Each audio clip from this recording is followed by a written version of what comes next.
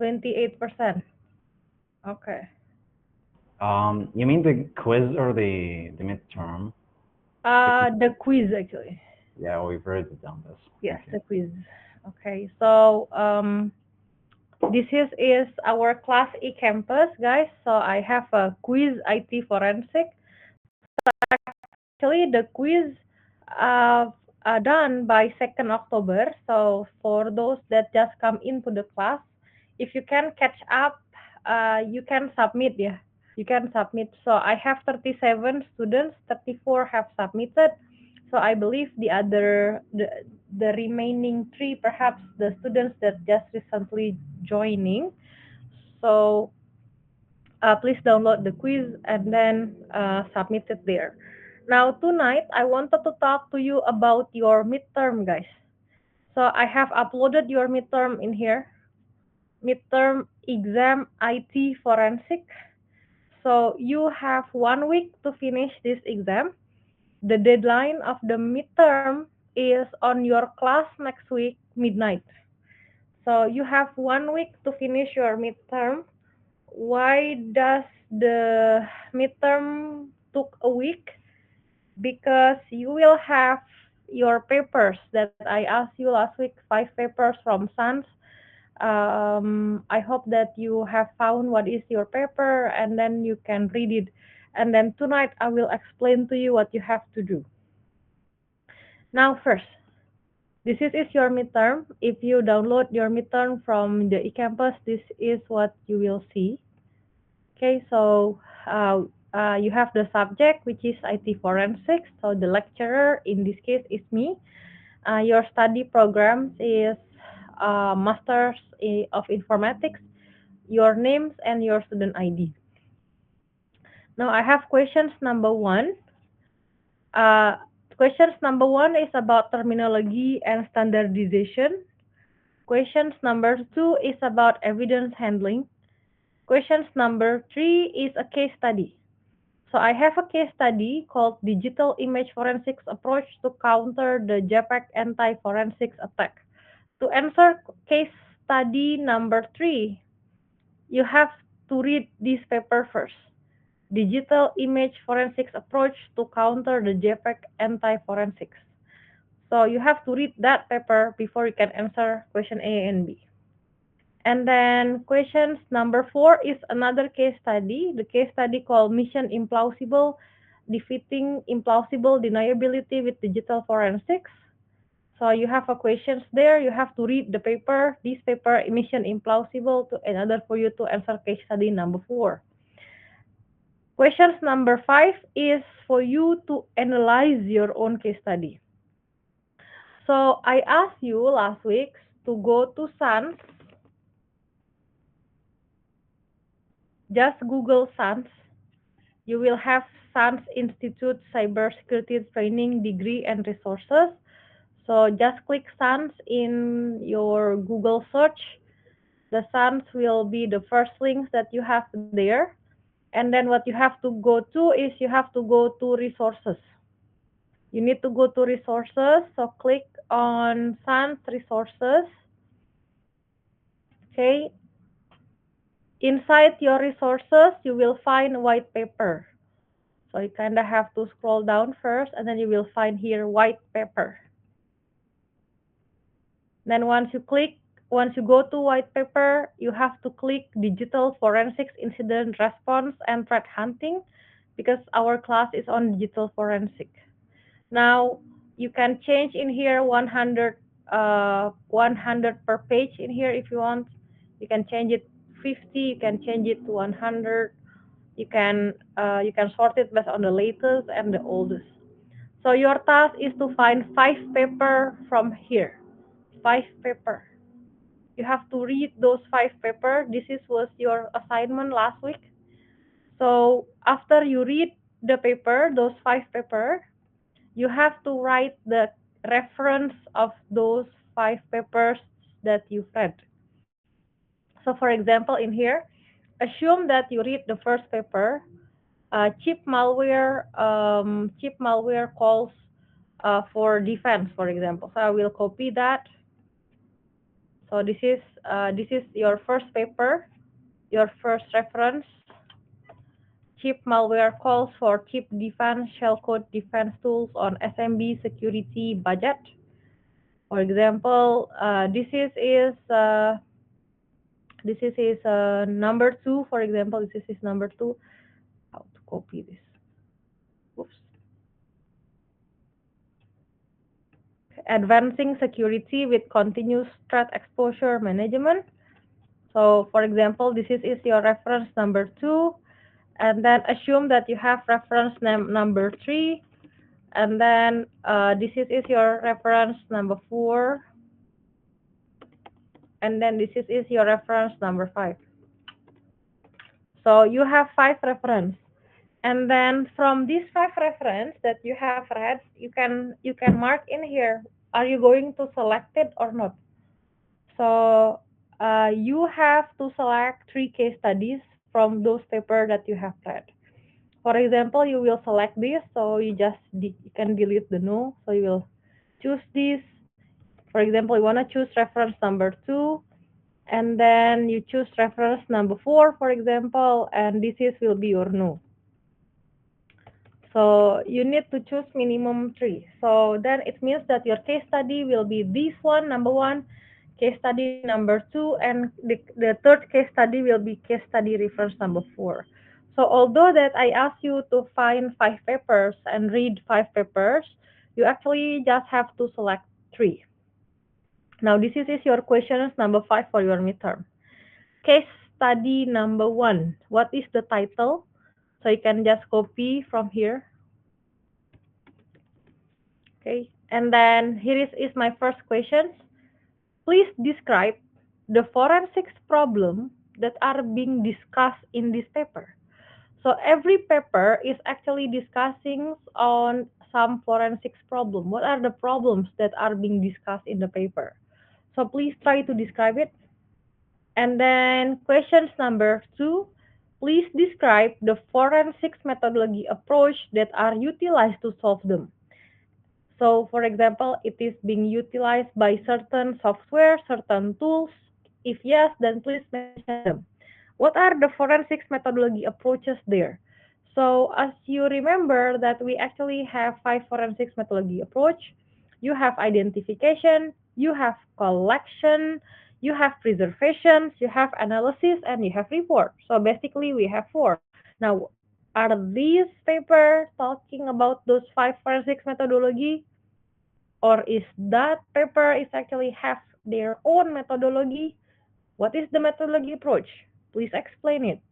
Are they using some software? Are they using some tools? If yes, please mention them. And then think about it in your own point of view. Actually, what are the advantage and disadvantage of the methodology that are being implemented?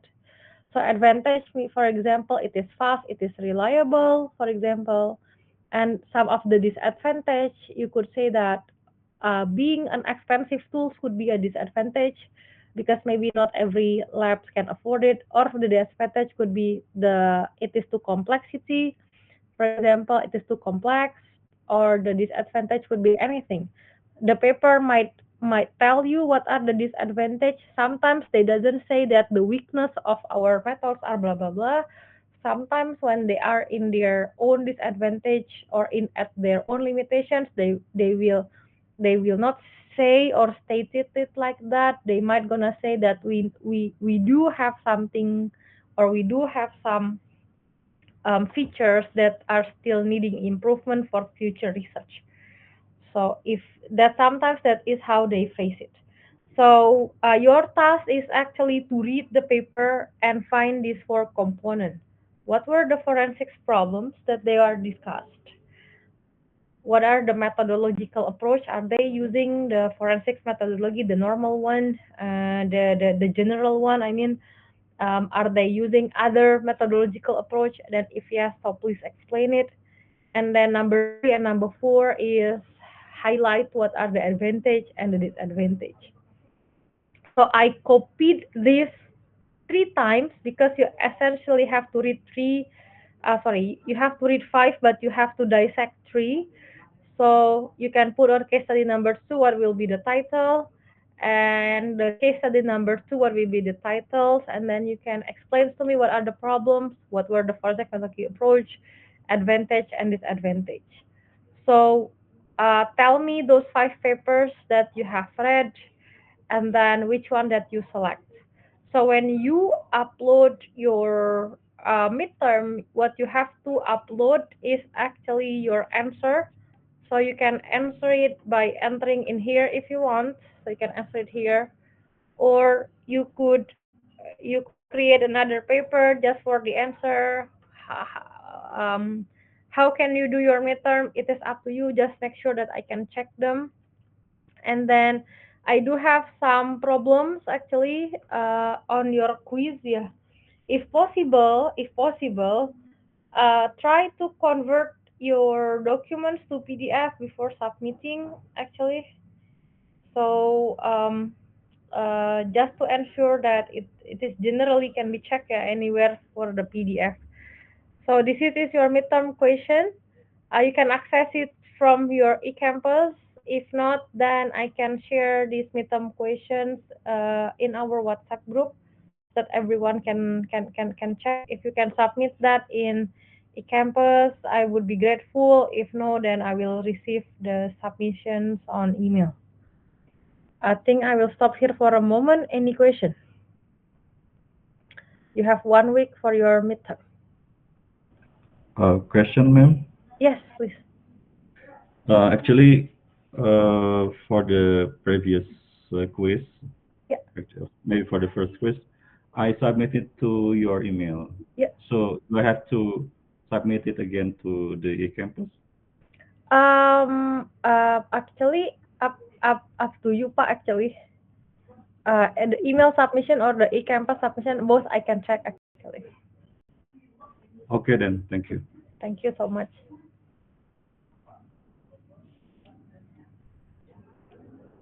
Oh, my voice, my face only half.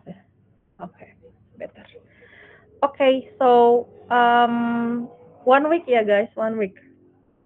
And then during our last quiz, yeah, actually, I give you a suggestion. Would you like to do it together in the class? So like have a meeting like this, or you can do it by yourself, and then you can consult to me if you have difficulty. So maybe I can ask for the same arrangement for the midterm. Would you like to have a class like this, so you do it in the class, or would you like to have your own time to do your midterm?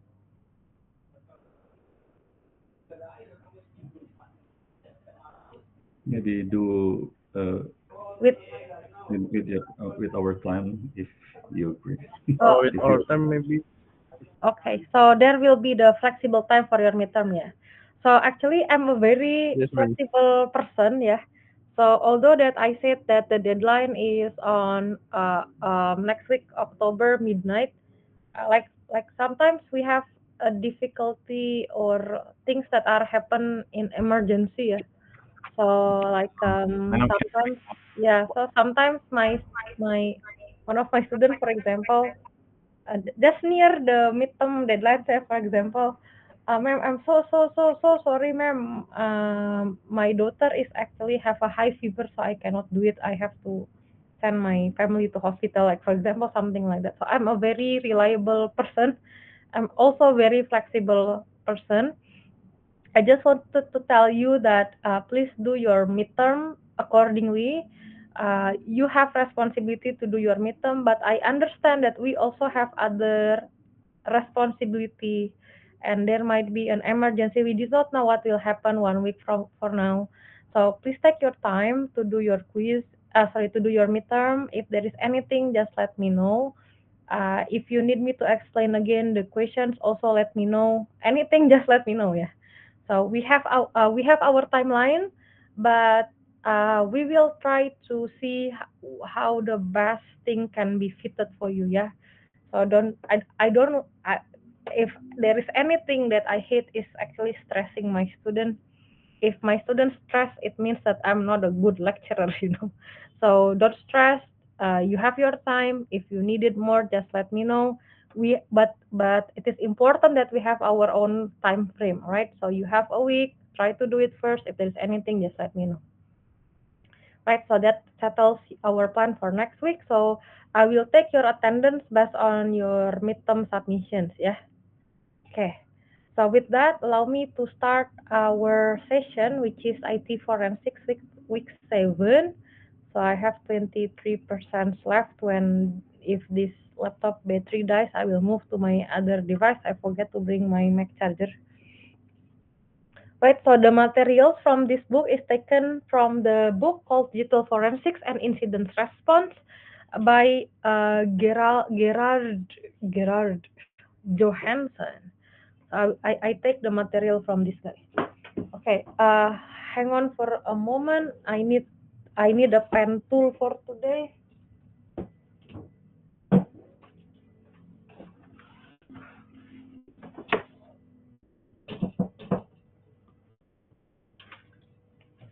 Later I will use this. Okay. Right. So bring you guys to another dimension, I would like to say. So previously we have forensics methodology approach. So forensics methodology approach, which is your job, yeah, next week, guys. Your job is to find out, yeah, if the papers that you read on have another approach. The forensics methodological approach that we have discussed so far is actually discussing on how you can identify the evidence. So like if you are in a room full of laptops, for example, so how can you identify which one that you have to collect? Or for example, if you are in the presence of a camouflage device, can you detect which one is the evidence and which one is actually the evidence in hiding or a camouflage? So we have identification. After you identify, you have to collect. During collections, you have to do what we call by chain of custody. And then you have to preserve. You have to preserve your evidence. And then you cannot make an analysis based on your original evidence. So you need to make a forensics copy, an image copy, and then you have to do the analysis. I told you guys that you have to make an analysis in the forensically sound laboratorium, and then you have to analyze using a clean computer, which is a computer that never touched the internet. And then I told you that you have to prepare the documentations, and then when you prepare the documentations, you need to have another investigator that are analyzing and documenting together with you, so that the result of your report is actually made and then assessed, and then also have been checked by your supervisors, your peers first, your supervisor and your superintendent and somebody else. That is the forensic methodology approach. Now, I am talking to you a little bit different than forensics methodology. We call this incident response. So digital forensics and incident response, guys, is actually hand in hand, because when you do digital forensics, you are actually responding to an incident. So I wanted to show to you something, guys.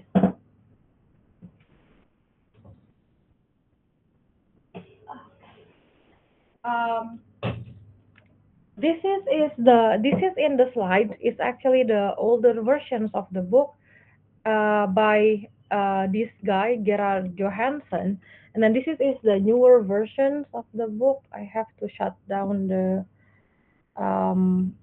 have to shut down the background, isn't it? How can I stop the background? Okay, okay, just try me. Okay, this is the book. So I can take a pictures of the book. Actually, this is the newer version. This It's is in the the old. picture, but in the WhatsApp group maybe. Where is it? How can I stop this camera? Oh, here. This one? The filters. No, go Where? back to Here? the video icon.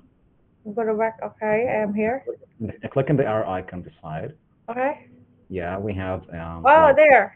that's one. Oh, thank you so much. No problem. Uh, where should I click? None? Okay. Just Ah, click again. better. Yeah. Okay, so this is the book. Digital Forensics and Incident Response. So this is by Gerard Johansson. So actually, I have marked everything's important in this book. So this book is actually pretty interesting. Okay, so later I can give you a link if you wanted to purchase the book. So, but I try to summarize the important parts that are part of the incident response. It is actually a very cool book by him. Okay, so let's try. Yeah, let's try. This is our agenda for tonight. Sorry, I'm clicking on different button. Okay, here we go. Right, so incident response process. So when you are walking to you are you are the first responder. You are responding to an incident. First thing that you have to do is that preparation. So maybe you have a question like, "Ma'am, we did not know when the incident will happen. So how do you say preparation from an incident?" Preparing an incident is like we are the one who make the incident, so we prepare for the incident. No, yeah. Incident preparations, it means that you prepare for the incidents at all times. When you are becoming an incident response, you are actually like the firefighter. You know that all equipment and everything that the firefighter has, they need to be ready within 60 seconds. So when they receive a call of fire, within 60 seconds, they have to hop on to the fire truck and then they have to get moving. So it means that you have to prepare at all times. And then detection, and then analysis, containment, eradication, and recovery. And last but not least is that trying to understand, we call it post-incident activity. So when we are in the phase of an incident, it had happened. So what we wanted to have is that we want to have closure. We want to have information. How did this happen, and how can we ensure that it won't happen again? How can we define an incident? How can we define How can we define an incident? What is it in the context of cybersecurity and digital forensics? What does it refer to? which one? Incident. The word incident. Answer? Incident.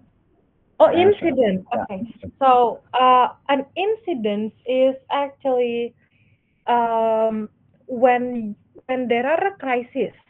So things was not normal. That classified as an incident. So maybe an abnormal event that An maybe abnormal event. Yes, correct. compromises a Yes. confidentiality, integrity. So yeah.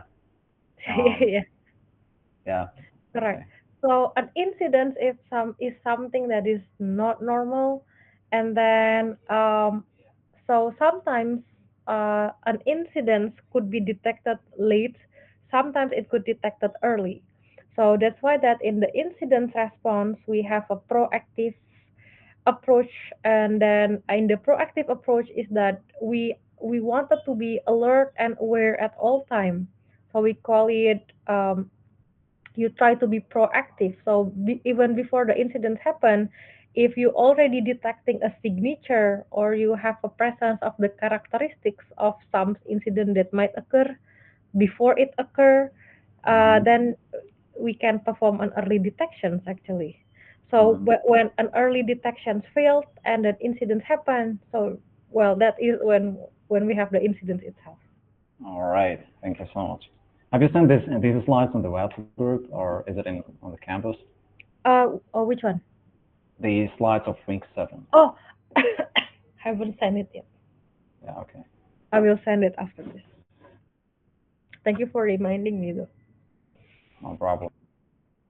Okay, so we are going to do this 1, 2, 3, 4, 5, 6 points. So from the beginning, and then as part of the incident response activity, we are going to use our tools called malware for tonight. Unlike the Maltigo that are a little bit the failed demo last week, which is they have like this paid not paid version. Some of you have the paid version, some of you have the not paid versions. Today's tools is better. It is free, fully free. So I think we can have a go at the tools for tonight. Okay, so we start with preparation. So the CIRT is stand for Computer Emergency Response Team. So creations of an incident response plan, the heart of the preparation is this um how do I say, this is like the words that are we always chime on. If you fail to plan, you plan to fail, and everybody is working towards this. If you fail to plan, you plan to fail. Whoops. So make sure that during the preparation that you prepared at all time. So that's why that as part of the preparation, you need to perform a regular exercise, a regular training, so that everything, whatever it is happens, that you are ready. So ensure every plane is in place with necessary staff, with detailed duties and proper training. So there is no one shoes that fits it all or one hat that fits it all. So in the incident response plan, everyone has their own duty. And then, so we do not want to have these persons going to do the network analysis, these persons going to check the sysadmin analysis, these persons are going to perform a malware analysis, these persons going to perform this and that. So everyone has their own duty. So we do not have one person that's going to do all. So we have every plan in place, and then you have the necessary staff with their duties. So everyone have their own job, and then everyone understands how to do their own job, and everyone know how to document their own task. So we need to have a detailed process, procedures, and tools such as the forensic hardware and software. Though these guys need to have a regular exercise and ensure proper training. So guys, we are living in the area of technology. So what comes out every day could be a new software, could be a new versions of the operating systems.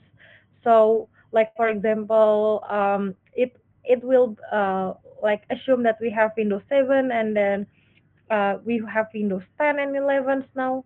Um, it has a different actually the concept of the placings of the folder can be a little bit different, and then the operating systems could be have differently. So like the Windows that we know of, they have several versions. That is what we call by you need to have a regular exercise to ensure proper training. Not only the common software and operating system such as Windows, we also in every once in a while we listen on, and then we know that there are a different product. For example, in the old days we have Motorola phones. Now we don't have. Maybe the new phones that we have is right now the one that are newly launched in the market. So we used to have Nokia now, but now we have Xiaomi and Huawei, for example. We have Samsung, we have Sony phones. Previously it was Sony, and then Sony Ericsson. Now come back to Sony, and then we have this and we have that. So we have a new brands of the laptops, for example. So they are produced in a different factory, and then the way that the data are being handled inside could be different. So we do need to have regular exercise and ensure proper training, because you will be dealing with many technological that are so advanced out there. I'm just talking about the laptops. We have smartwatch and smartphones on top of it as a part of your incident response evidences. So regular exercise to ensure proper trainings means that the necessary staff that you have are equipped and have a proper knowledge on the width and breadth of the not applications, the utilizations of the gadgets that we have nowadays. And then number two is detections.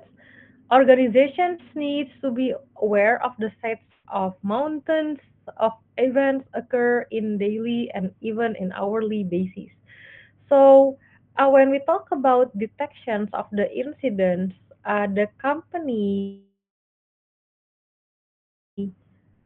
or that person or that individuals that might be reporting an incident, they need to have a proper early detections to consider things that could be malicious.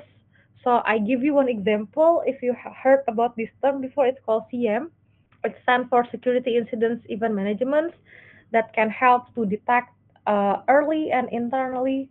So external detections can be done through the ISP monitoring. So your company or the company that we are working on with their incidents might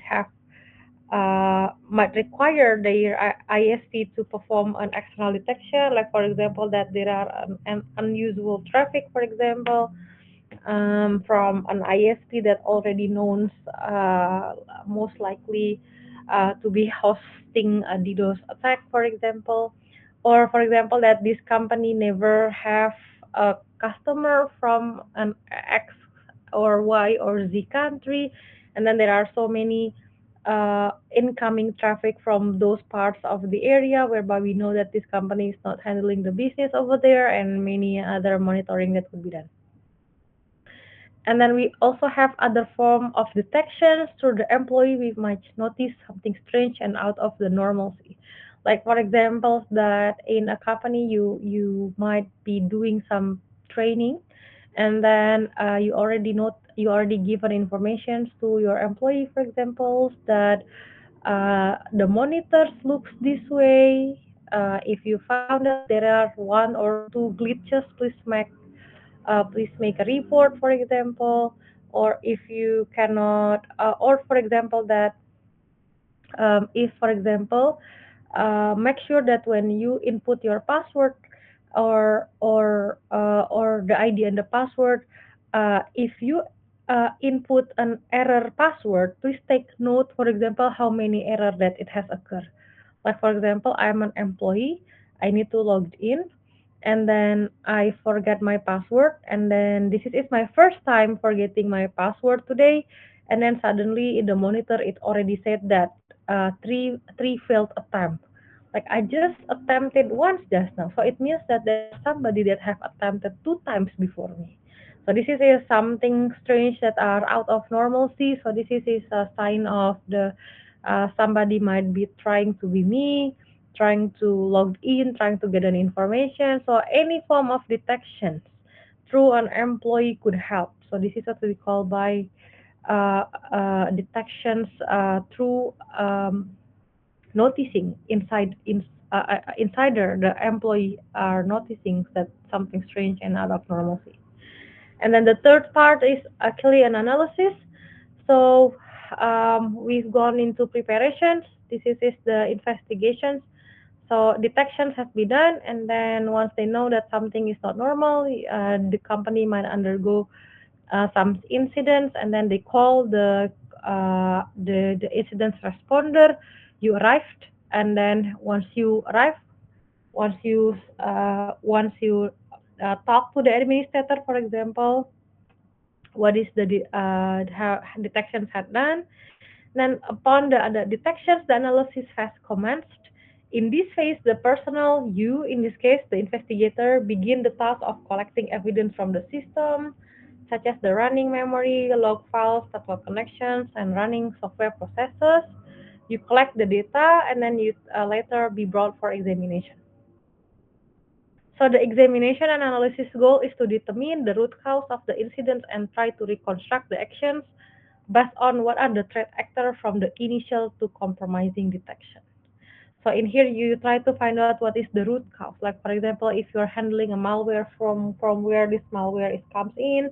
If you are handling an insider threat, for example, someone is you have an employee that are trying to steal your data. So for example, you wanted to know from where is the port where this stealing incident is happening.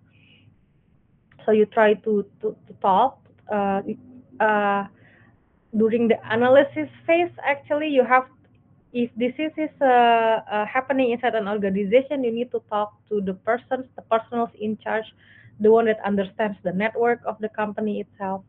So you you try to analyze actually what had happened and how can we stop this. So again, that you are working like a firefighter. You come in, you try to stop the fire from spreading. So you try to find out where is the source of this fire, and then you try to perform a containment. So in a containment, it's actually you are trying to isolate the problem. Like for example, that you try to isolate the point of entry where is the malware is entering. If you have a data leak, you try to you stop, you close the port. So upon full understanding of what the not indecent incident is the and the system involved, organizations can move to the containment phase.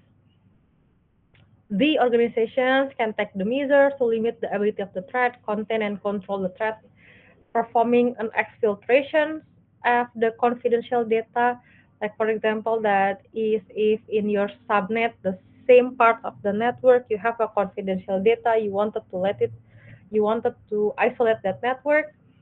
Such strategies could be include the IP plug, shutting down machines, and other. So different incident might have a different containment procedure. In containment, your goal is to stop the leak. Number five is eradication and recovery. You wanted to remove the threat actor from the impacted network. So you try to isolate that particular computer that has become the point of entry of the malware and so on. Runs an enhanced anti-malware solutions, remove and change the compromised user account, apply patched software updates towards the vulnerable and exploited source, and then you talk to the stakeholder. Do they have a disaster recovery in place so that they can continue running their business, and then audit the users and the administrator account. So you wanted to call the administrator and then towards the computer where you find out that the malware has been spreading. You wanted to talk to that user. Has someone logged into your account recently? Why is when we found the incidents, it is actually on your account? When do you last logged in? When do you last logged out? When do you last seen this computer? And so on and so on. And then lastly, we wanted to understand what had happened. So we have this post-incident activity. You try to report to the stakeholder, and the post-incident activity includes the complete report. You could highlight the positive and negative impacts, and then try to include some information on the jargon or technical terms that you used. So make sure to have an effective incident response, charter documents, and lesson learned. Get a senior leadership support. Ask them to read your paper, your reports beforehand, and then have a service delivery, such as a proactive and reactive services. So we talk about the preparations. The preparation should include a prepared team. So the core team is the coordinator of the incident response. You need to have a senior analyst, junior analyst, security operations center analyst, and IT security engineer or IT security analyst. So as you can see that in here, your team is includes analyst because what they are doing is analysis. So you are calling all of the analysts in your team. And then not only an analyst, you also need to have a tech team, technical support team. You need to have a network architect or network administrator because mostly in the incident response, it has something to do with the network. Server administrator, so you wanted to know how the networks and the servers, and then application support. So for example, that you can bring your own device, BYOD, desktop support, and also help desk.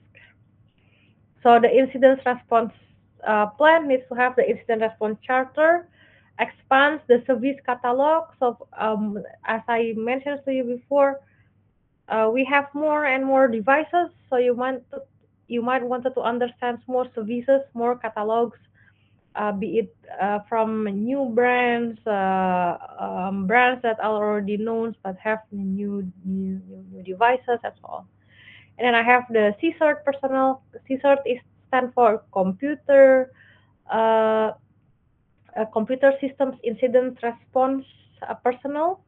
And then contact list. Yeah. So for example, that if you wanted to discuss more with the system administrator of the company, you wanted to talk with the network administrators or the company. So you need to know who you can call and then who you can approach, and then the internal communications plan. Right. So is the possibility of the incident classifications. You could have a high level incident. So high level incident is an incident that could cause the company to close actually. So has a significant damage, significant corruption, significant loss. So the company might lose their good names over this. So it could be happens due to network intrusion, compromises of the critical information, loss of computer system, or removable media that have confidential information but unencrypted. Uh, widespread growing malware, infections, targeted attack against IT infrastructure, and phishing attacks using organizations, domains, and branding. Um, if someone cannot join the link,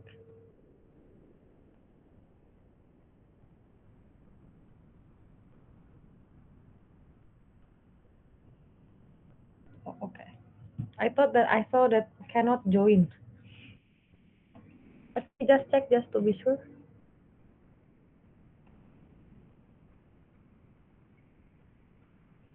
I think I have admit everyone. Okay. Continue. Okay. High incident classification, high level incident, moderate level incident. So moderate level incidents might cause damage, corruptions, or loss or of replaceable information without compromise. So there is no misuse of sensitive customer information. And then lastly, we have low level incidents. In the low level incidents, it's just it causes some inconvenience, but there are no unintentional damage. So maybe have a little impact of the corporate. So for example, that you have a stolen laptop or someone is installed an unauthorized software, or there is a malware infection, but only to a single PC. So you have low level incidents, you have moderate level incidents, you have high level incidents. So this is what we call by three level of incidents classifications. So I wanted to talk to you about the rules of the evidence. So there are this guidebook, yeah, on the rules of the evidence. So again, I think I will try to find if I can have the digital copy of this book. Yeah. So this book is actually very complete, and then there are certain rules, yeah, that are being placed in here. So I let you know the guidelines for the rules, but here is some of the rules that I collected from the book that I feel that it is important. Okay, so first of all, we have rules 402. The rules 402 is a test for relevant evidence. So when you analyze an evidence based on rule 402, this is what we have. The evidence to be admitted into the proceedings would have a tendency to make the fact more or less probable that it would be without an evidence. So for example, that you have an evidence. Now the question is, should you admit this evidence into the proceedings so that it can be shown in the front of the judge or not? So you need to understand, does this evidence have a tendency to make the fact more probable than that it would be without it? Number two, the evidence or the fact of the evidence prove it is a consequences to the proceedings, has value to prove or disapprove of the facets of the case. So is what we call by test for relevance evidence. So whether the relevance have any value or not towards the bringing the facts towards the incidents. Next, Rule 902, evidence that is self-authenticating. So verification of digital evidence integrity through hashing. So I talked to you about hash before.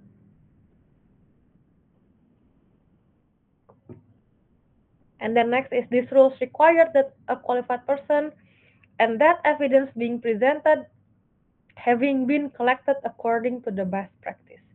So the evidence have an integrity check through a hashing. Rule 1002, best evidence rules, the original writings, recording, photograph that needs to be offered as an evidence unless there is a reasonable exceptions that can be made. Next is the forensically sound image of the hard drive is a reasonable substitute to the actual hard drive that was examined. So I want you to focus on rule 1002.2. Forensically sound image of a hard drive is a reasonable substitute to the actual hard drive that was examined. So it means that a forensically sound image is a bit by bit copy of the hard drive, yeah. And then backed up by the rule 1003, admissibility of the duplicate. So make an image or forensic copy of the media. So the digital forensics process again. So I wanted to refer to your material from week 3. We talk about identifications, preservations, collection, examination and analysis, as well as presentation. So identifications means that, okay, so after you perform your incident response, you collect the information and then you perform an analysis. So those digital evidence is now under your care. So I want you to remember Lockhart exchange principle. This Lockhart exchange principle is come to your midterm questions too, guys. I hope you don't forget this Lockhart principles. We talk about this in week 1 or week 2. Just to remind you again, two objects that come into contact will leave a trace on each other. So you have to identify the potential source or the root cause of the evidence during incident response plan. Preservation safeguards against modification and deletion, isolate your evidence from the network. Collection. So is the items that you wanted to collect. Talking about volatility. Also, guys, this slide is to help your midterm. We talked about volatility before. I'm talking about it again. So try to find an information on the volatile information, which is such as registers, cache, routing table, memory, temporary file system, this information on the logging. Okay, network topology is also important and archival media. And then examinations, detail special tools and forensics techniques that are utilized for discovery, and lastly, implement preservations. Now, when you do analysis, finish the examination, you found is the evidence, the piece of the important part that you wanted to bring, and then you present your findings. Now, tonight, especially, I wanted to talk to you about network evidence collections. Now, for example, that you walk in through an incident, you have to talk to the network administrators of the company that you are trying to examine the incident. So, what you have to collect, one of them is an information on network, because we talk about how we do the computer forensics, right? And then, for example, you are trying to examine their email, such as our discussions last week. And then now you wanted to talk about, okay, I wanted to know how does the network are being connected in this, how does the networks are aligned? What is the topology of the network in this company? So that why is this malware could arrive in this computer, for example? You perform a preparations, you try to identify and collect the evidence that are commonly on the network, such as in routers. So you have to ask the network diagram from the network administrators on where you are performing the incident response. So incident responder needs to understand the internal network infrastructure. So organization needs to maintain an up-to-date network diagram. So it would be hard for the investigators. They said that this is our network from this is how we align our network from 10 years ago. So then you will be confused. So what happens as per today? Well, our network has been growing, like, but how? What's the diagram? Which hub that is connecting to this computer that we are investigating? So network diagrams allows to identify the potential evidence sources. By understanding the topology of the network diagrams, it is it is making us to stop the bleed faster, so that we can isolate the problems, so that we can isolate those particular sub networks that are actually corrupted, for example, or infected, and then try to understand the configurations and the logs. So determining whether an attack has been made modifications to network device. So organizations should have configurations of network in the case of disaster recovery purpose, loggings as a normal business practice, and then loggings on during the time close to the event. So for example, that you identify that there is an enormous data leaks, so that suddenly a computer are making a heavy upload. So usually in the normal day, we the user we are actually doing many download as opposed to upload. And then, for example, that the external from ISP, external monitoring, the ISP, and also in the internal monitoring assumes that in a particular time that the uploads is actually heavier than the download. So this is what makes us understand that there is something is not that are not normal. So during network evidence collections, what we can do is that we can try to compare actually. So through the loggings of the network's information, so what is the activity of the normal business practice?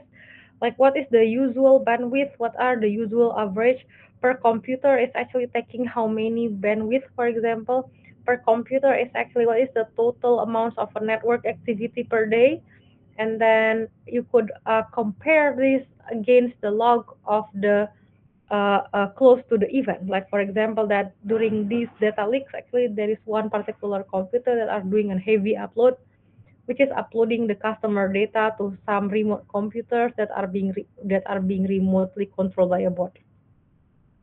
So logging as close to the events, and then check the comprehensive loggings, and then check also the logs from the compromised systems, like such as when is the boot time, what are being clicked, and then what has been typed, and then what are is there any tools that are recently installed, and so on. So we call it logs from compromised systems. Check the informations from below, such as switch, routers, firewall, network intrusions and detection systems. We call it IDS, intrusion detection system, or IPS, intrusion prevention system, web proxy, DHCP, and then application server. So this is an examples of the CM, aka Security Information Event Management. So actually, what do we have in CMs in here is that, let me zoom in for you. We have system logs and security control alert. So this is where the loggings that I mentioned before. So these logs, where is it? Okay, these logs on the switch, logs on the routers, logs on firewall, logs on from the IPS, IDS, web proxies, and so on. So CMs will have a log information. So this is the where the system logs are documented. And then your company might have rules and regulations. So for example, that there are some configuration. Example of the configurations is that there are a certain documents that only can be checked from a certain IP. So you need to be in the the company IP before accessing. Otherwise, you need to use proxy, and then informations on the network maps, business location. So you have the company might have a headquarters and the branches. So for example, that informations that can be accessed from a certain locations only based on the different business process. And then the analyst will ask, like, does this log entry show a legitimate activity on the network or not? So for example, that there are someone that is from Boston checking the data of the headquarters in Pennsylvania, or the other way around. And then, like for example, there are documents that are there are the documents that are being spread from here to here, for example. Or for example, in here, I have a trouble here. Why does 10.100.20.18? 10.120.18 is actually the network of Pennsylvania initiated a database copy. So someone is doing a database copy. The credentials is US Cell Sync account to the remote host 10.88.6.15, and the status code is certain. So I can see from the information about the system and user in this log entry that this is a valid network activity. So this is an IP of Boston, and then this is the IP of the Pennsylvania. But the question is, does the account manager in the Pennsylvania can make a database copy to Boston? That's the question. Can they do that? So user self sync account can check both of the account, be it in here or in here. The question is it normal for this person to make a database copy? What is the purpose? So to answer this question, we need to check several information. Number one, when does this copy is being made? Number two, is this the first time this copy is being made? Number three, who is the owner of the USL Sync account? And can we verify this to the persons directly? And so many things. So with CM, you actually understand what are happening, what are being clicked, what are being searched, and what's the purpose. Now, I wanted to do malware checking with you through one of the software that I asked you to install, a Wireshark, but I have 5 more slides to go with you. So if it is okay, 1, 2, 3, 4, 5, 6, 7, 8. I have 8 more slides. 2 of them is just an image. So I think I will try to explain to you 5 more slides before we go to the network analysis. So I won't go demo slides. So I will just let me finish the slides. I will give the slides to you. So allow me to continue 8 more slides before I do the demo with you. So we have mobile forensics. So we finished with the network forensics, network analysis. So I wanted to talk to you a little bit about mobile forensics because it is relating. So when we talk about network, we talk about mobile forensics as well.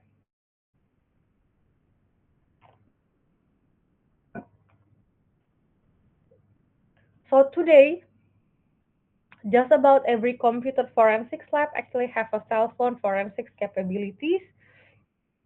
So additionally, there has been a separation of duties in larger laboratories.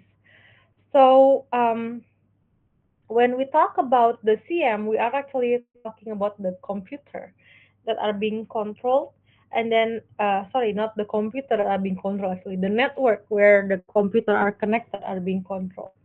But I wanted to talk to you about mobile forensics just a little bit. Is that while the CM is actually managing the network within an organization, mobile forensics is actually a bigger target. So, for example, one investigator might be responsible for extracting an evidence from a cell phone, while another investigator could be responsible for the other paperwork, such as cell phone courier, while another investigator could be responsible for analyzing the mobile forensics from a BTS or base transceiver stations. So, as you know that, okay, let me go with you in here. So everyone have their own cell phones, right? And then your cell phones is actually have your own career data operator. Like for example, um, uh, I have 2 phones. Both of them is from the same transceiver other companies. I subscribe to Telkomsel. So it means that when I turn on my phone, so for example, I put it off and then when I turn it on, so my phone will try to trigger an initiation to the nearest base transceiver stations. Like I'm here, I'm a communicating device, I would like to connect to your service. This is called base transceiver station, aka known as a cell tower. So cell tower can be a standalone tower or be an attached tower. So inside a building or to another structures. So the cell tower generally has an antenna with three panels on each side. So why we have a three panel? Because we wanted to cover 360 radius. So there are three sides of antenna. So normally, how can I give you an example? So I need to have something cylindrical. Okay, just like this. So for example, I have a marker here. So for example, that this is some degree to this side, some degree to this side, some degree to this side. So mainly they have three sides for each antenna. So usually the middle plane is the transceiver and the other one is a receiver. Cell tower is generally 200 feet high. Tower can contain multiple antennas, such as illustrated in the figures here. Okay, so you know when I talk to you about BTS, it is not the Korea BTS, it is base transceiver station. So a cellular network is actually a group of cells. So a cell refers to the geographical area within cellular network. So a cell site is a cell tower located in a cell. So when you make a call with your cell phone, you connect to that cell tower. So we have what we call by mobile switching center. So mobile switching centers or MSC is responsible for switching data packet from one path to another in cellular network. So MSC or the mobile switching center is needed, like for example that I am using Telkomsel, for example. I'm connected to the nearby tower. The tower actually have a radius. Now, for example, my tower, the Telkom BTS tower, assuming they can cover a radius of 15 kilometers. So they have a coverage. So assume that the coverage is a circle here. And then this circle is actually 100. Let me just draw it for you actually. Okay, try to imagine this. So assume that there are a tower, and then the tower is this tower assumes that they could accommodate 100 15 kilometers, for example. So in here 15 kilometers, and then I'm here. Let me be a small circle here. So this area actually can cover 15 kilometers. So is an area. This is the tower. So the tower is in the middle and then it can cover from here to here. The total radius is 15 kilometers. And then just assume that I am actually in the border here. So I am on my car and then I am traveling from here to here and then I'm about to leave this network. Now, usually what happens to the cell tower is that they try to make their locations nearby to each other. So usually this is how it looks like. Now they doesn't want to have a blind spot actually. So if I am in here, I am the red guy in here. So when I'm calling in my cell phone, so I am moving. I am moving and then I am moving. So and then I arrive in the area in here which are covered by booth. This is if a user can detect a presence of more than one base station tower, This is actually the indications that the user are moving and then might let go the previous connections in order to connect to another. So then after some time, how can I click the red guy again? Okay, sorry. Let me move this guy here. Okay. And then after some time, I'm leaving and then I am reaching. So I reaching to the next one. So I'm leaving the first one, the first connection, and then I am moving to the next connection. So then when I make a phone call and then I move this way, so my log, communications log, is actually placed in this base station tower and this base station tower. So that is what we call by the mobile switching. So I have this is the topology of the cellular telephone network. So you have the mobile phones and SIM card, and then we have the base station subsystem, whereby each BTS is actually each BTS is actually communicating to the base station's controller. So I have a BTS1 in here, BTS2 in here, every BTS reporting to the same controller. So if there are as they are switching, so we will call mobile switching center. So for example, that I am from BTS1, I am in BTS1, and then I'm moving to BTS2. So BTS1 will report to the controller, hey, I have a user. I think this user is leaving me. The reason why I know why this user is leaving me because their signal strength is actually reduced. When you are leaving the area, you can notice like in your phone there, you have a bar, right? Bar. You have 4 bar, 3 bar, 2 bar, 1 bar. It means that you are leaving the zone, and then the best transceiver stations actually can have that information. I have a user, no signal, losing signals. It is actually leaving me, reporting to the station's controllers, and then the other BTS could also make a report. I have a user, the signal strength is actually higher towards me. They both make a report, and then they're gonna switch you. So that is on the base station. So you can read this later on. So what I wanted to note is that BTS can facilitate the communications between the cell phone user to the carrier network. You have base stations control, it manages the radio signal. When moving through an area, your cell phones can be handled by several base transceiver stations, so you will be handing off from one to the other. There are two types of handoff. The first is a soft handoff, so you are being handed off from one BTS to the other, and then you also have a hard handoff. When you have a hard handoff, means that you are handled by one base transceiver station with no simultaneous communication. So when you have a hard handoff, you will lose your signal before you pick up another signal. In the soft handoff, like for example, your signal will be reduced and then it will be strengthened again once you are close to another BTS. So actually, when we wanted to triangle communications, BTS could provide you an evidence. But from the computer forensic perspective, it is important to understand how the cell network structured so that the investigator can realize the evidence.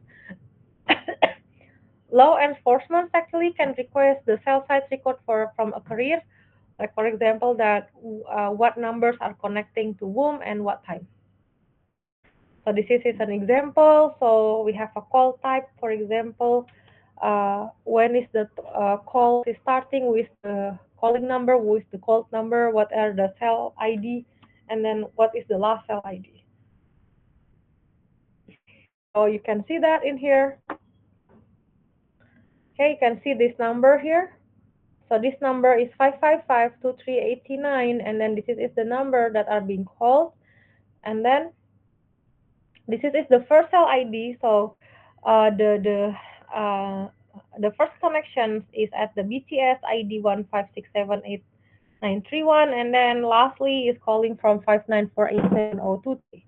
And then after that, he is making a phone call again, same number, but in the different cell ID. It means that this user is moving.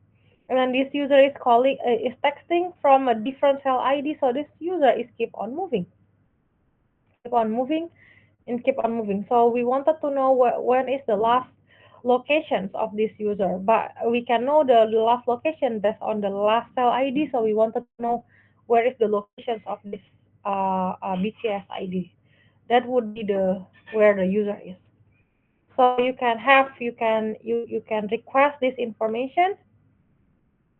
So the standard operating procedures for handling the handset evidence is that you need to perform preservations, acquisitions, examinations, and analysis. And then lastly, is for the reporting. So is the operating standard for handling a handset evidence.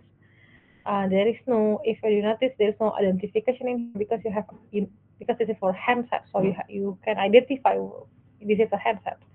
So it is important to be aware of the guidelines when handling mobile evidence. Preservations involve other types of forensic examination, such as preserving the fingerprint or the DNA evidence um, that are already attached to the mobile device itself. So why I'm talking to you a little bit about the mobile forensics because we are talking about the network. So when you connect to the network, you could be connecting from the network infrastructure, such as the network that are happens in the organization itself. So for example, that a company already have their own network topology. So when we're talking about network evidence collection, it is actually from within a certain environment, such as a certain network environment. But when we talk about network, you also have to be critical about the network that were obtained from outsourced, such as from a network from a mobile forensics itself. So when you talk about the network from the mobile forensics, we don't have routers here.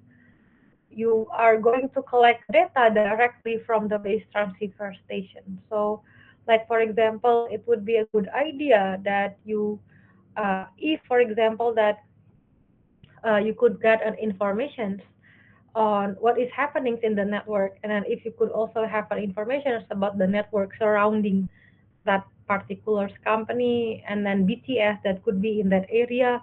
So, for example, that your attacker, they could try to obtain your information by such as, for example, copying your database of your customer and uploading somewhere else. They might making a phone call. They are also maybe connecting to one of the BTS around the area. So you might want to talk about that with your team, and then the probability that you need information from the nearby BTS. Okay, right. Let me move to the other laptops before this one dies out. I have only 10% there. Okay. Okay, let's go to our Wireshark demo.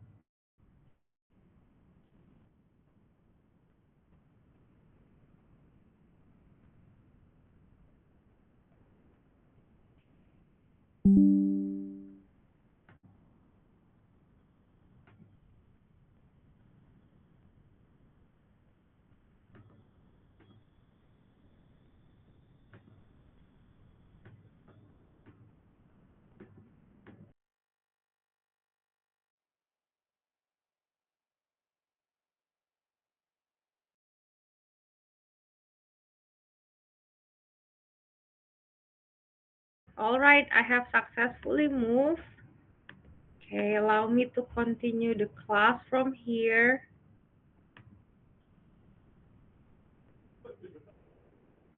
Right, so I have my Wireshark turned on. So you guys, please go ahead and turn on your Wireshark so you will be in the same, how do I say this here? Same environment as I am. Okay, so just before I forget, um, this Wireshark, this is the displays on the Wireshark. So in here I have Wi-Fi, and then I have an Ethernet tree, and then I have an adapter loopback traffic capture. SAMS area network and everything. So I am now connecting into a Wi-Fi. So I connected into this Wi-Fi called Press Unif Staff. Okay, so I have my own hotspot actually in here. This is my hotspot called Press Unif RND. So allow me to change this to this hotspot just quickly.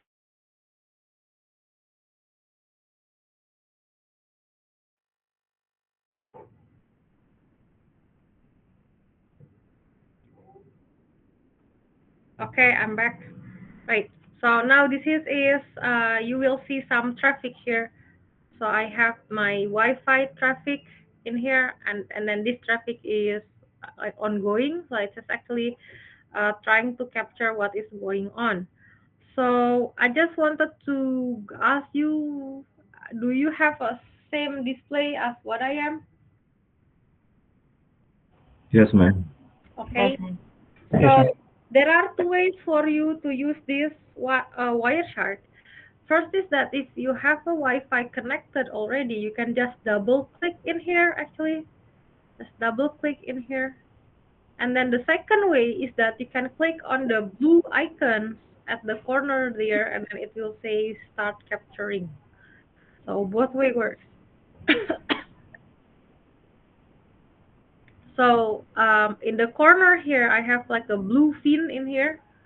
So it says start capturing packet. So this is what I'm going to do is that I am going to click this blue button. And then it will start capturing the packet.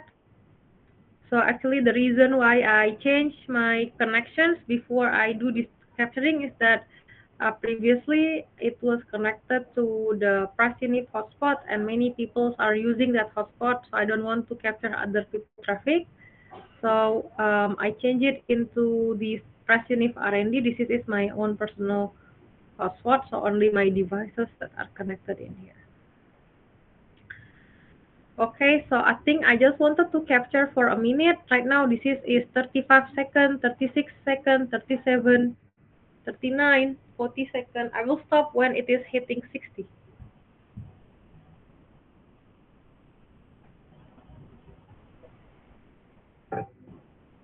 51, right?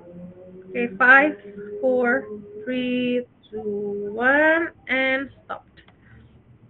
Okay, so to stop, there will be the next of the blue fin is over there. There will be like a red square. It's called stop capturing packet. Okay, guys. Now, to check what is going on in here. So, what Wireshark does is that they are capturing packets. That what they does. It's called network sniffing, and then a network packet analyzer. So we could sniff and then we could analyze. Now, imagine when we talk about CM, I capture a packet for a minute, and then let's see that in a minute with my own hotspot. Okay, I have packet captured number one, and then if I scroll down in here, I have packet number 32,200. 32,200. This is just 1 minute, guys. So in 1 hour, we have 60 minutes. So if assume that in 1 minute I have 32,200, and then we could multiply this with 60. 60. So you have how many? I think about 2 million packet, isn't it? That's right. Yeah. So a 2 million packet from one device for 1 hour. So if I have 10 device, I could have 20 million. 20 million. So that's why that CMs is have a comprehensive logs, and then these logs captured so many information, and then it is impossible for our human eye to check this data one by one. That's why we need the software for that. We need the tools. Now, I know that some of you, we try to understand like from each of our background. So I wanted to try to simplify how you can perform a network analysis using these simple tools called um, Wireshark. Now, before I continue, I want to let you know that doing a packet capture with malicious intent is not permissible. So before I continue, I just want to let you know that you cannot, once again, you cannot do this in an office environment where you are not allowed or do not have the power to do so. So for example, that you come to your office, you install Wireshark, and then you are making a packet capture like this in the office with a malicious intent. So I wanted to do a packet capture so I can sniff a sensitive information from the other computer. So it is not permissible. You have to understand that it is illegal, guys. You know that if you record someone without the permissions of the persons that you are recording, you are considered, what you are doing is that you are considered um, tapping into a private communication. So for example, I'm talking to you, you are recording me without my consent. So it is not permissible. If you wanted to record me, we both need to know that you are recording. So anything that I said is not permissible in the court of law because I do not know that you are recording and then you are recording me without my consent. Now, if you do this, what we have done before, what this is what we call by capturing packet. You know, capturing packet is like recording people. You know, the difference is that if you are doing a voice recording, the result is a voice. Now, if you are doing a network capturing, it means that you are recording someone, but what you are recording is their network traffic. So what we are doing in here, this is just as a baseline for an academic learning and academic purposes under a network analysis. So you are not allowed to do this outside what we call by the academic environment. If you do things that, so for example, sniffing other people communications by capturing their network, you are responsible with your own action. Now, with that being said, allow me to continue the class. Sorry, ma'am. Yes, Is there a way to detect if someone is using Wireshark in our network that we connected to? as far as I know, no. Oh, okay. Yeah. Right, thank Just, you. just know that when you are using a public network, anyone can record you. So that's why that when, so for example, I have a multiple Wi-Fi connections here. So for example, I have in here press unif staff, press unif hotspot. So the staff know the password, the login and the password.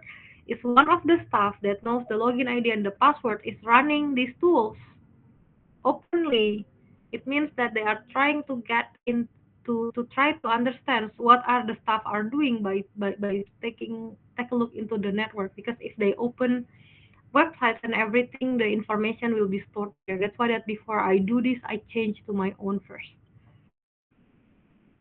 All right. Thank you, ma'am. Yeah, so if you do this in your home private home network, maybe you know what your siblings are Googling. And then also, if you, for example, that you go to a coffee shop or you go into a terminal, you go to an airport, there are a public network, and then if people run this, then and then you are on the same network, so it could be sniffed as well. That's why that never do M-banking in public network, right? So in here, guys, in my packet number one in here, this is time 00. Before I continue, allow me to zoom in. So I am here in the time 00.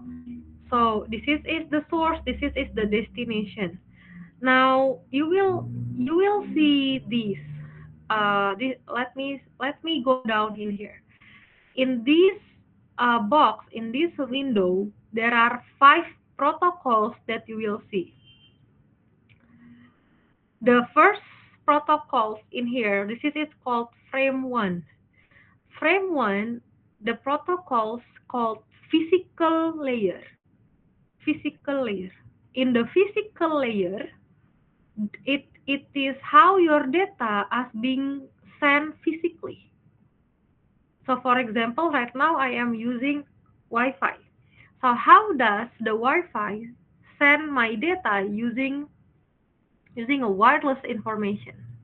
And then I have in here 1062 bytes on wire. So it means that every time that this is the one that are being sent to the wire.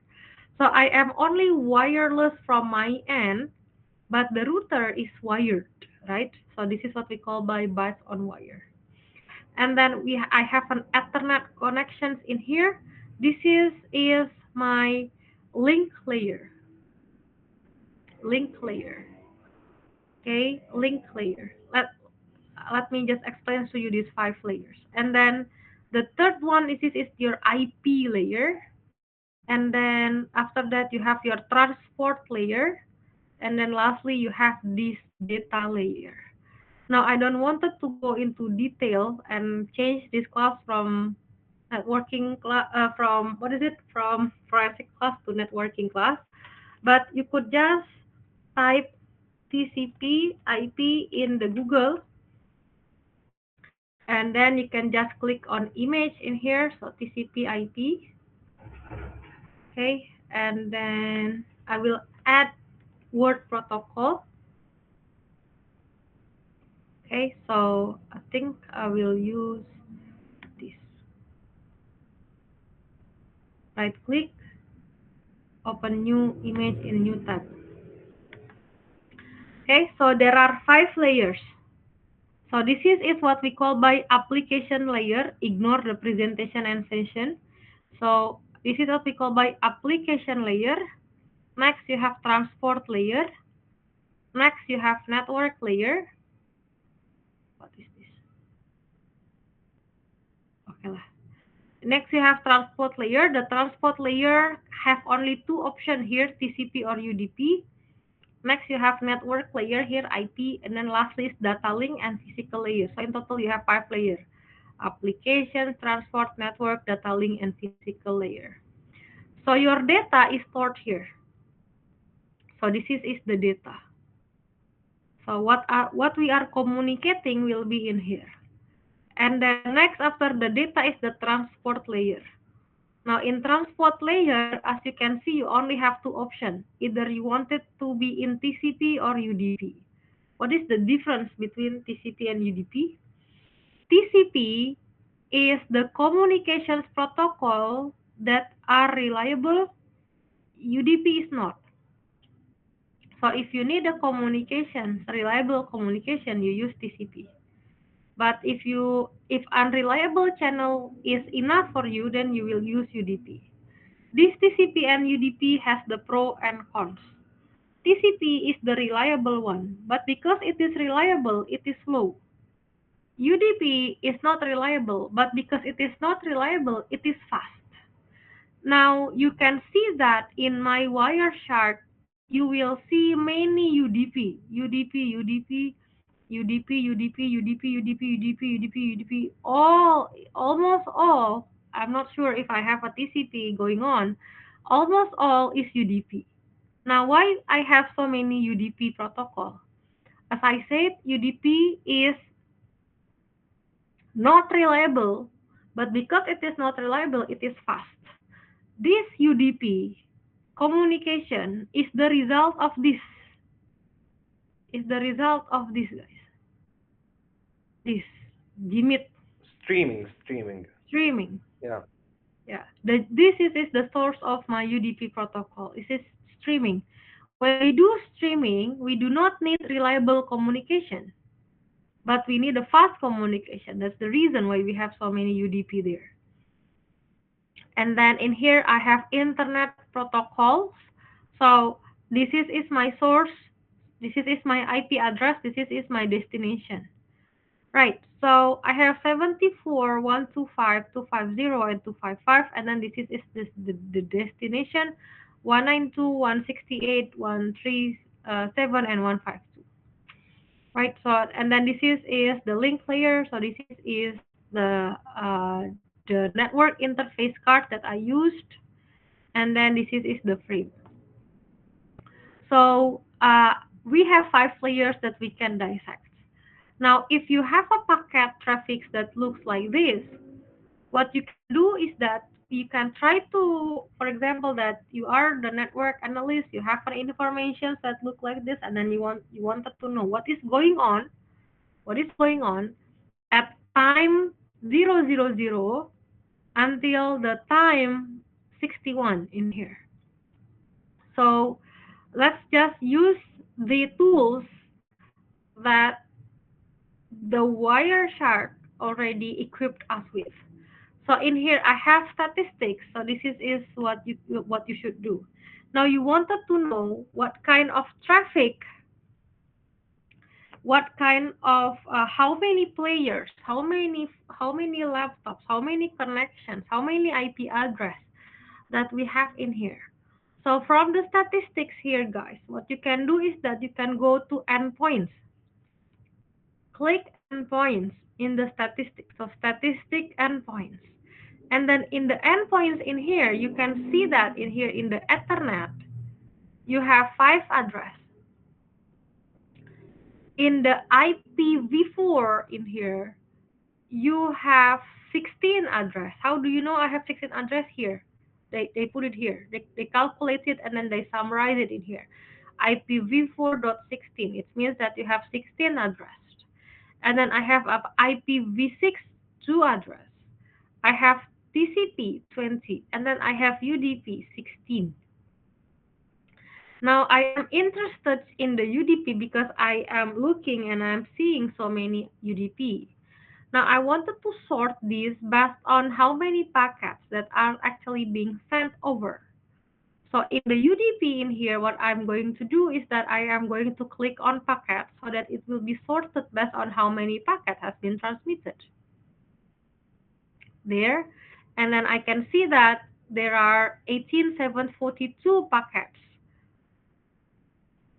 And then as you can see that actually the numbers is equivalent with the next address because they are sending, and then we have the transmitting and then the receiving packet.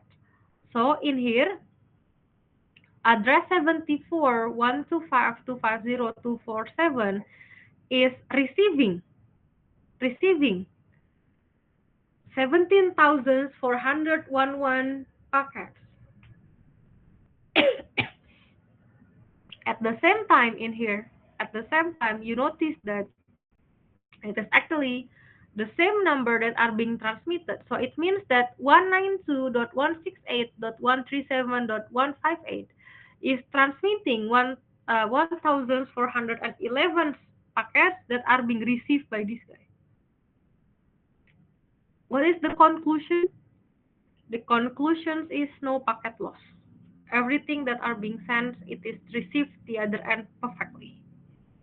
So we know that this is the heaviest communication. So if you are analyzing and then the result of your first statistic is that you find out there are 2 IP addresses that are heavily communicating, you wanted to know who is the owner of this IP address.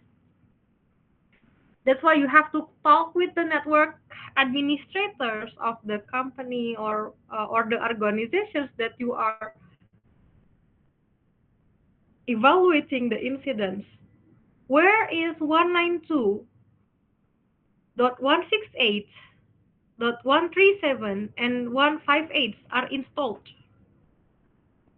So the company need to pinpoint to you whose computer that this is connecting to. So I am actually in one of the lecturer room, and each of the lecturer room actually have a LAN cable. So this LAN cable is designated by a network administrator for a certain IP address. So you know that at this time, this computer was transmitting this many packets, and somebody else is receiving it. Now I have my next address in here, 74.125.250.247. Actually, I can guess if we try to check this IP address, mostly it will say that it is Google, but let's check anyway. So I will go to IP lookup.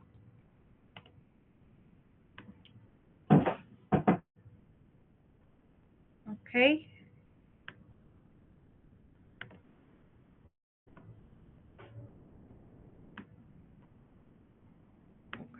So 74.125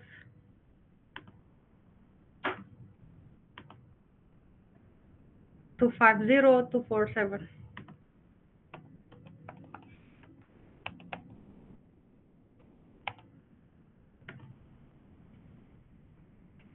See, it is Google.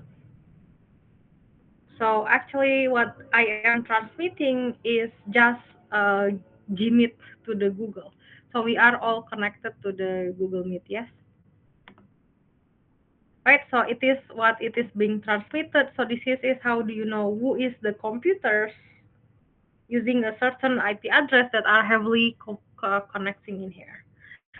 So I have another 192 and 74.250.255 here. This if we try to find out who is this IP address is, for sure it will say that it is actually Google.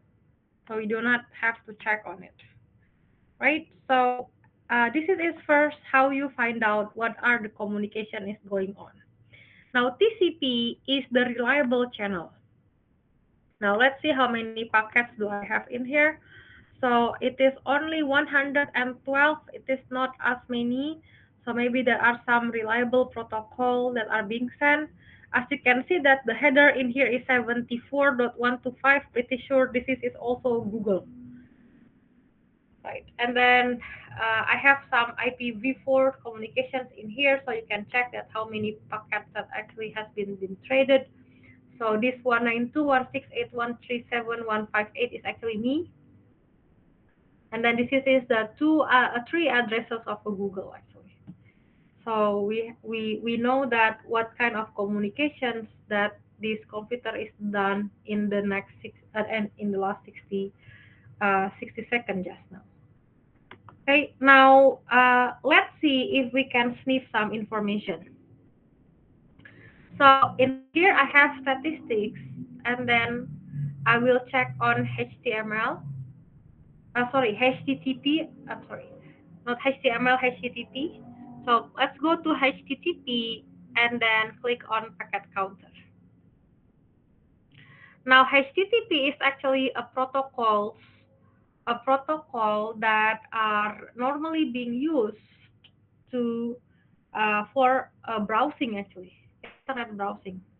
So as you can see that when we go to HTTP in here, I have nothing because during packet tracing, actually I did not do any HTTP. So let me just close this. So I don't have any HTTP. Now what I wanted to do is that I wanted to do another check. But right now I wanted to make another HTTP. So here it is what I'm going to do. So what I'm going to do is that I am going to start capturing more packets. And then doing so, if you notice that when I start packet capturing just now, I'm not doing anything. I'm just going to wait for 1 minute to pass. Now, right now, I wanted to do something with this 1 minute and see if it is being captured. So what I'm going to do now is that I'm clicking the blue fin again. Do you want to save? No, I don't want to save. So continue without saving. Now it is, the time is running again. 1 second, 2 seconds, 3 seconds, 5 seconds has been lapsing. So now I am going to do something. Okay, let's close this. Okay, in the new tab in here, what I'm going to do is that I am going to type HTTP, right? And then I wanted to click on HTTP. So I wanted to have a site that have a HTTP.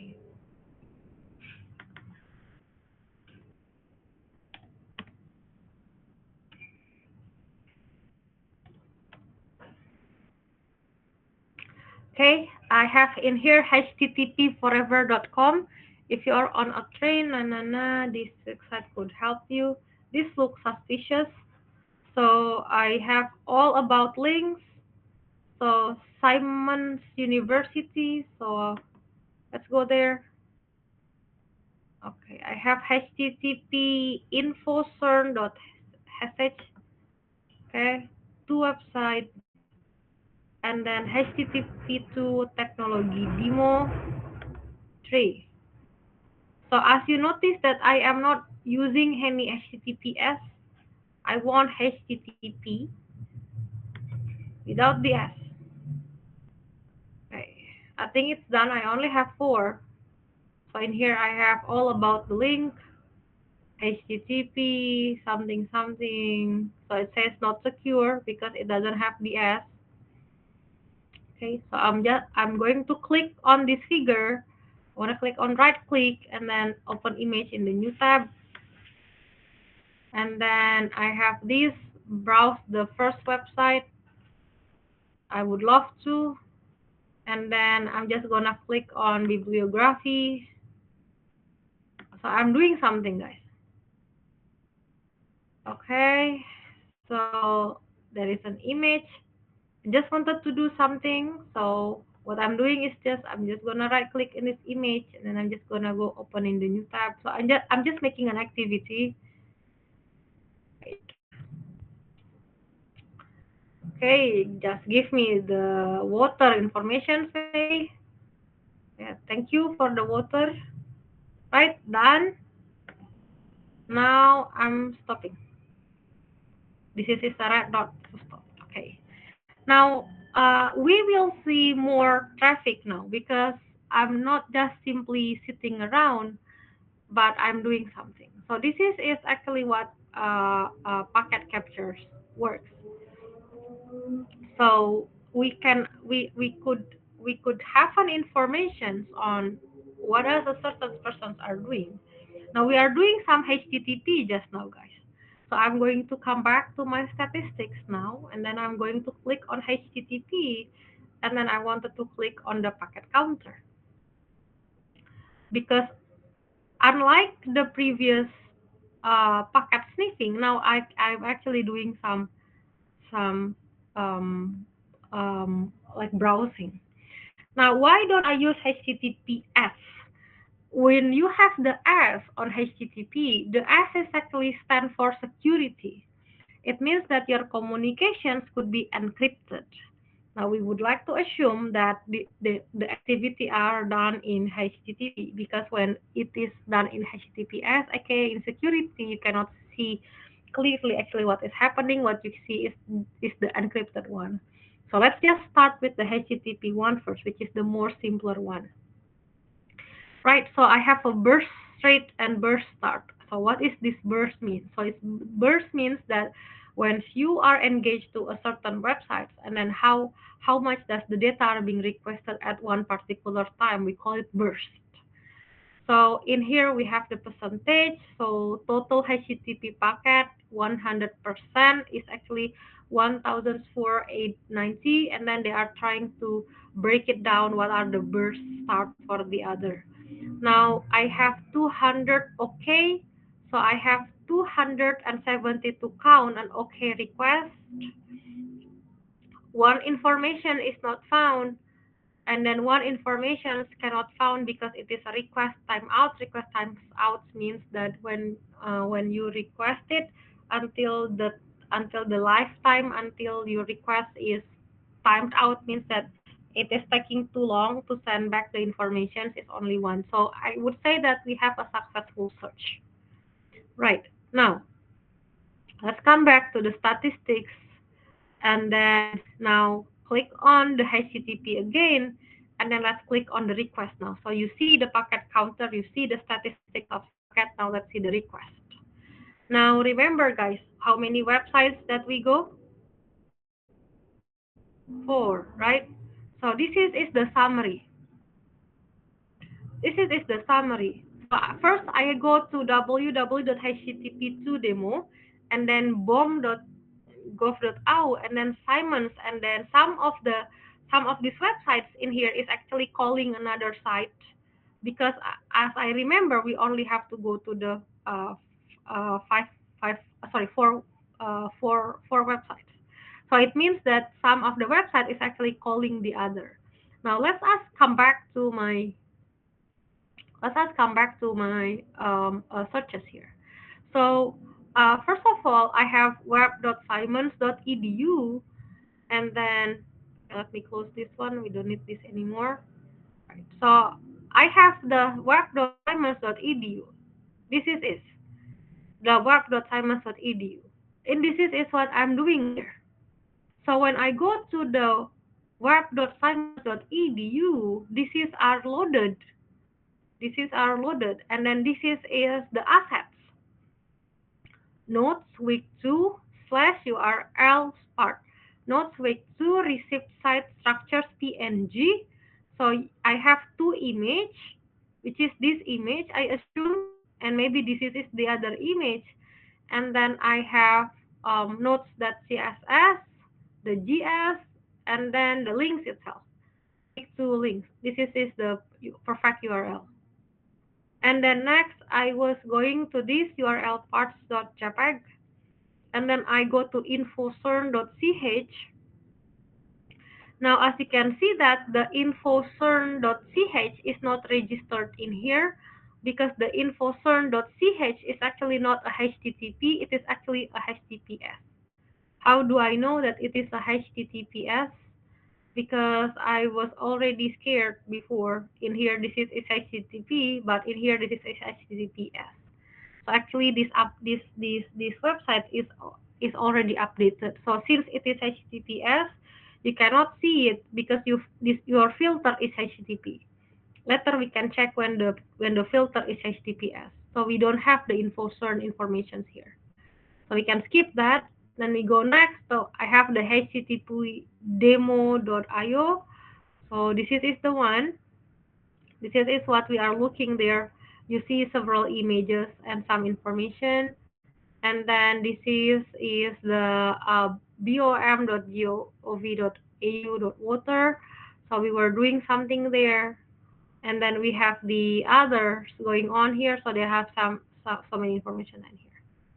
So this is all the websites that we visited. That's why that I told you before. If you run Wireshark in a public Wi-Fi, you can see the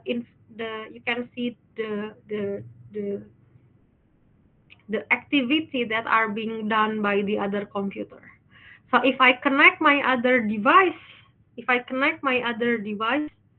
in this hotspot, press Unif RND. So I connect my phones in here, and then I browse, I WhatsApp, for example, and then you are running this Wireshark, it will be captured. But of course, that WhatsApp is not HTTP; it is something else. So the reason why I'm using HTTP is because it is easier for us to track and to try to understand in this class demo. Now let me close this. So we come back in here. Now we have seen the endpoints before, and then I wanted to check the endpoints again in this particular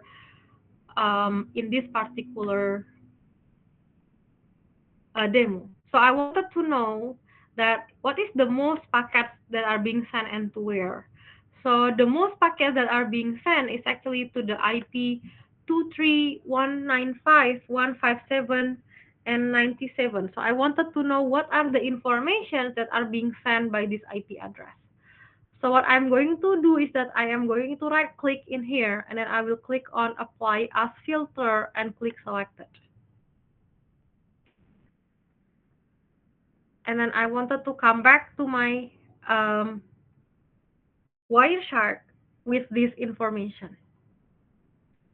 So I have in here an IP address 23.195.157 and that and .97 and TCP port is 8C, and then this is served as my filter now. So I am filtering because we have so many packets, right? So I am filtering just on that particular IP. So once again, let me close this. Let me close this.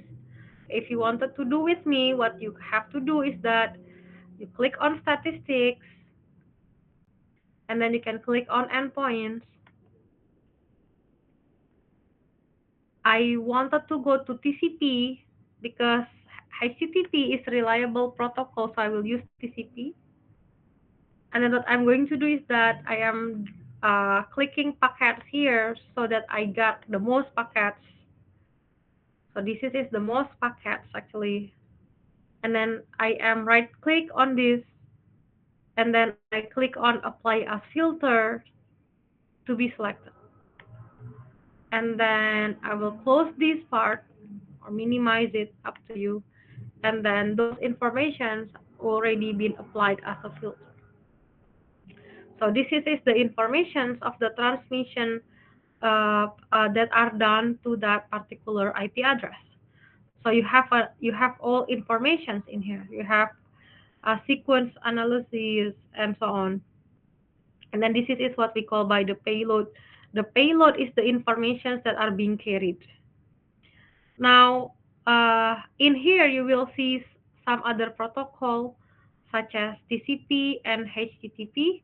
Now you have an information in here that a redirection from Akamai. So Akamai is the name of a server. So it is giving us a hint that whomever the owner of this IP address, it is actually using that particular server.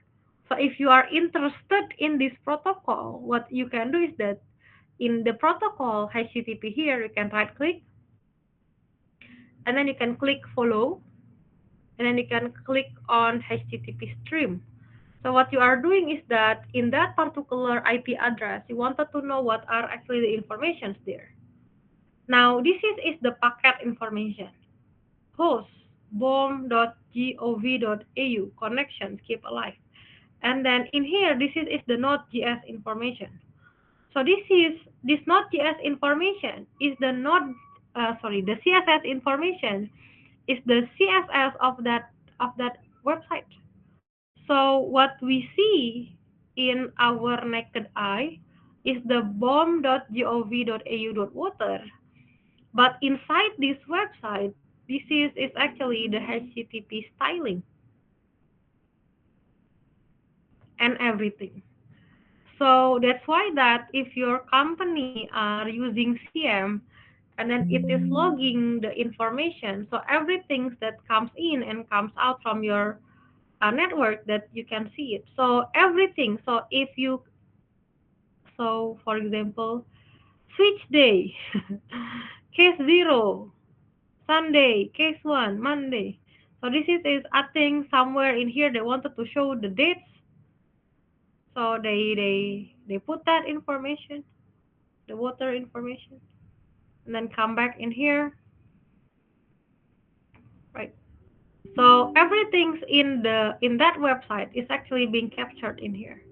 Now what I am worried is that if if someone were logging into a website that is not safe using a username and a password, it will be stored in here. Username, for example, password. So these network sniffers is actually will sniff everything that you do um, in the net. So I only have one HTTP here. So this is a TCP stream 45 in here. So if you check in here, this is a stream 45. So we can go next to the next So this would be another website.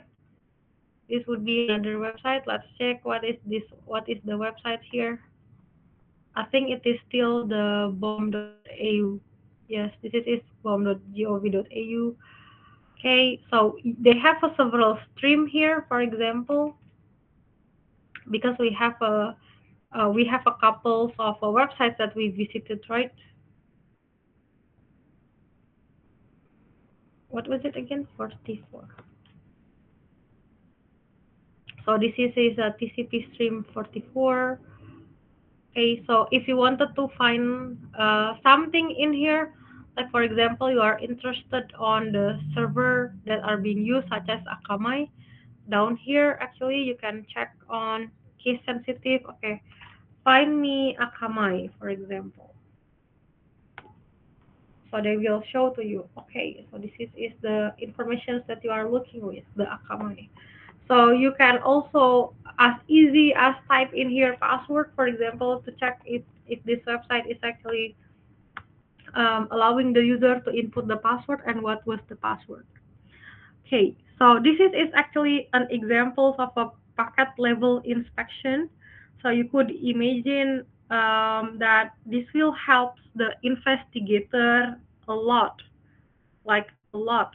So like they can find out actually what was the somebody is doing, what are the websites that they are visiting, and then who visited that, what they are doing, how long that they are in the website, for example.